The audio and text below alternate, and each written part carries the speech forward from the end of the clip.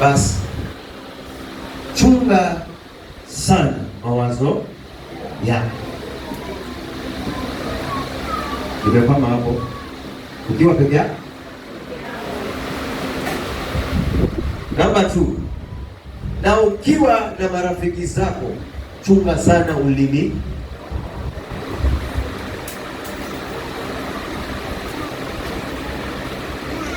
Sisi kama nimeelewa.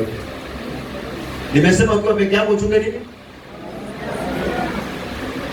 Unaweza amua vitu vikaja vikakuletea hatari kubwa sana. Sawa? Unaweza waza vitu vikaja vikakuletea majuto makubwa sana. Na ulikuwa peke yako. Ule upeke yako, upeke yako. Ule upeke yako, peke yako. Bila Roho wa Mungu unaweza kuja ukajuta. Nilikuwa na semina moja, nikawa na vijana wa kiume. Kwa hiyo semina, mimi huwa nashangaa kwa hii kanisa yangu, vijana wa kiume huwa hawapati sana katika jamii. Kwa sababu wanasema wanachangarika, lakini saa zingine napisha nao jamaa tu ovyo. Lakini hawaniona. Mimi huwezi niona njiani huku. Watu ambao wananiona njiani ni watu kidogo sana, maana yake kuna barabara wao wanatokezea. Hao ndio wao wananiona kila siku. Lakini wengine hapo wanajiuliza, "Mimi ndio pastor kweli?" Sababu vile huwa sitaki kuonekana. Maana najulikana hata na sibini nijifiche wapi. Amen. Haleluya. Si kwa baya, by the way mnisamehe, lakini si wote. Nimeanza kusema mnisamehe, lakini si wote. Hawa vijana waliniuliza swali. Wakasema, "Baba, sisi tukitaka kuoa, tuoe mwanamke wa namna gani? Maana kuna wanawake wako katika wazazi wao na kuna wanawake wengine wamekodisha nyumba zao wanaishi peke yao. Kati hao watu wawili." Na mimi kwa hekima yangu nikasema hapa sichemshi. Na hapa pia nami sitachemsha.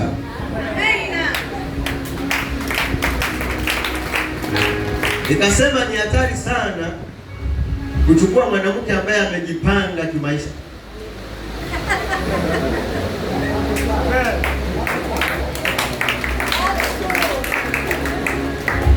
Hii najua huwezi kuikubali wewe ambao unajiona uko sawa. Lakini pana ukweli mzito sana. Kwa sababu kumiliki yule mwanamke, kwanza kwa roho yake anasema mimi nilikuwa sawa nilivyokuwa kule pa. Si hata kama unataka kupigia makofi sawa. Anasema nilikuwa sawa nilivyokuwa kule kwa, alafu hapa ninataniwa na baniwa napewa 100.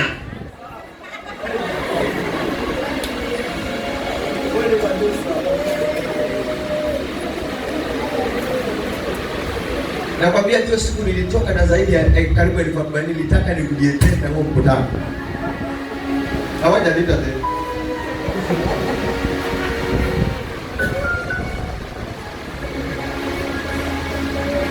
Kuna wakati uliniona nikiposti na Daniel Mgogo, tulikuwa kwa hiyo mkutano.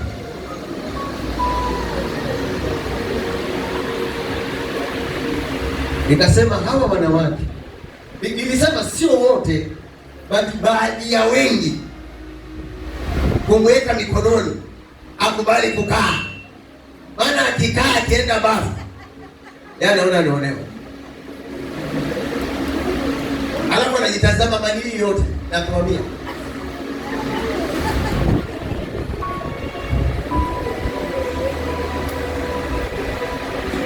Nikamwambia kuna faida sasa ya mwanamke ambaye ametoka kwao, anaolewa ndo anakuja kuanza maisha.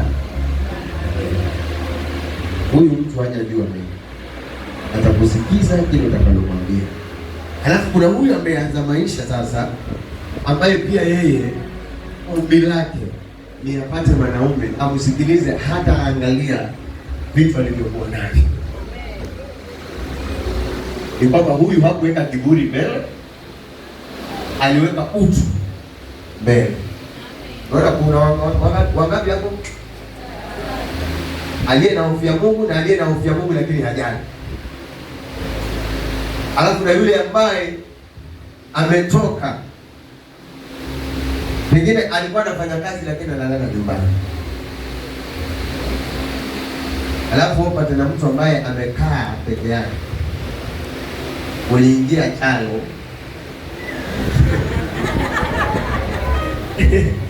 haleluya, ukaingia Kasimu, ukaingia John,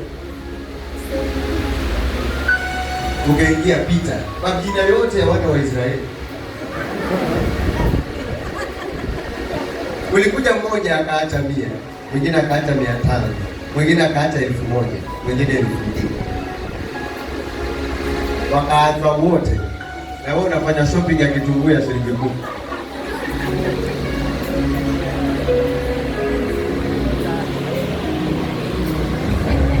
Kama naongea ukweli sema hivi.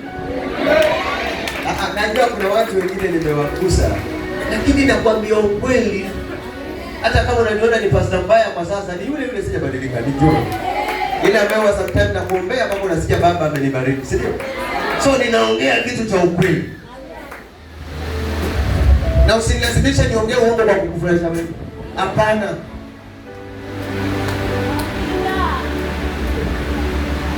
Huyu mwanamke mwingine ni sugu. Ukimwoa uwe umevaa mabwana yote ya kwamba liwe liwalo, akiniacha ni poa, asiponiacha poa.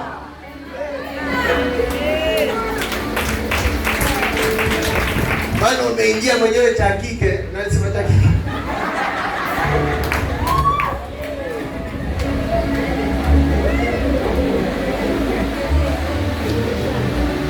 Anasema mimi ninaweza endelea na maisha yangu bila mwanaume. Na bado nikasikia. Ukikamata atakusumbua. Anakwambia mimi najua kurauka. Ananiambia nini? Usifikiri mimi na usifikiri na Firauni ananiachia pesa zako hapa. Wazee, wacha nikwambie hiyo ndoa ni ya Mungu na jana.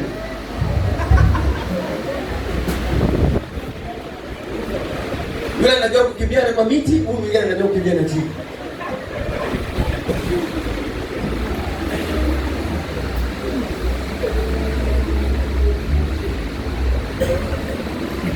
Wakaniuliza, tufanyeje?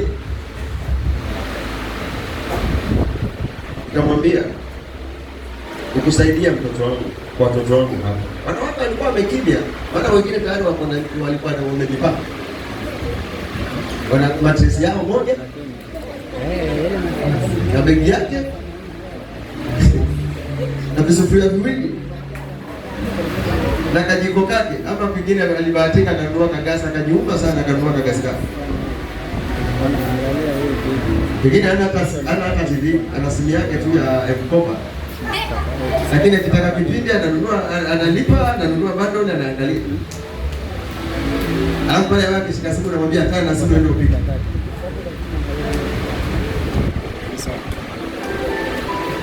Mpaka anaona ni mateso, mpaka anasema mateso. Kuna nyimbo inasema mateso haya nitatoka lini? Anaimba hiyo nyimbo. Anaona kwa vifungo amezoea kuwa huru. Achana na mwanamke ambaye anapenda uhuru pasipo kuenda katika uhuru na utaratibu wa mwanamume wake.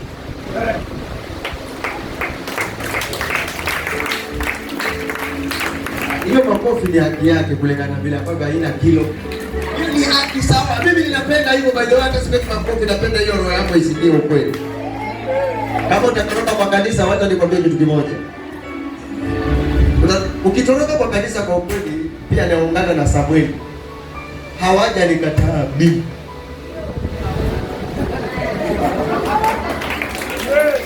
Naungana na Samueli aliyechagua na Daudi. Haleluya. Hawaja nikataa. Wamekataa nani? Anayesema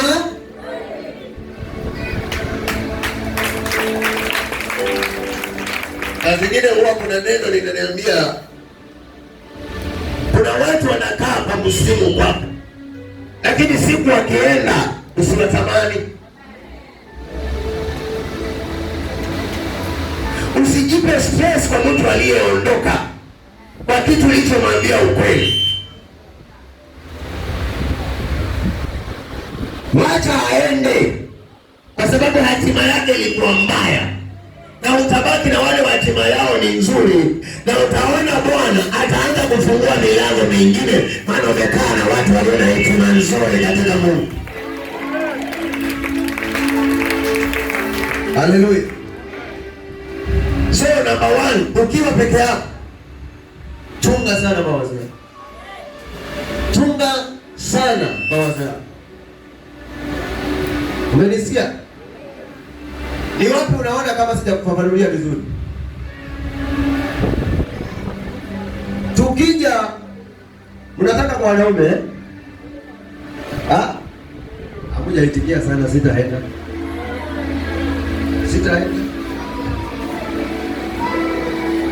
Hawana wengi ni wanawake, wanataka kwa wanawake wenzao. Maana wanawake hawapendani. Hampendani, nasikia. Na ndio maana ukiona mwenzako amefanikiwa unamshusha. Unamwambia usiende wewe, kaa hapa. Unaona anateseka, unampatia shilingi 10, hiyo ndio raha yako.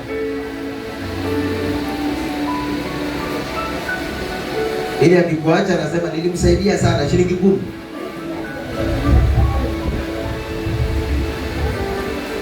Amen. So, mwanamke kama unakaa peke yako, usiwe mawazo ya kutaka kujaribu kila mwanaume kuja kutaka kujua papo ama kulala. Mwanaume kukodisha nyumba kuishi ukiwa peke yako ni haki yako, maana ulielezwa hata kwa maandiko. But pia wewe usipate chance ya kwamba nyumba yako unaingiza kila mwanamke, unaingiza bitabi, unaingiza ufukara, unaingiza umaskini, unaingiza vifungo, unaingiza manuksi. Kuwa na mmoja. Kuna yule atakuja milango yako ifunguke, na kuna yule atakuja ambaye milango yako imefungika inafunguka. Na kama nakufundisha vibaya uniambie.